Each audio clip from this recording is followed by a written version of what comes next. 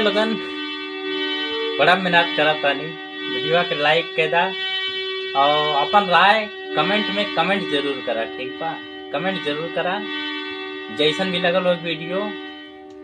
और अपना भाई के प्यार दुलार दे जा लोगन, आगे बढ़ावल जा। ठीक बा, देखते हुआ कौना हाल में है। ठीक बा, काहे कि कुछ होना है। और ठीक बा, मिलत है अगले वीडियो में। नमस्कार।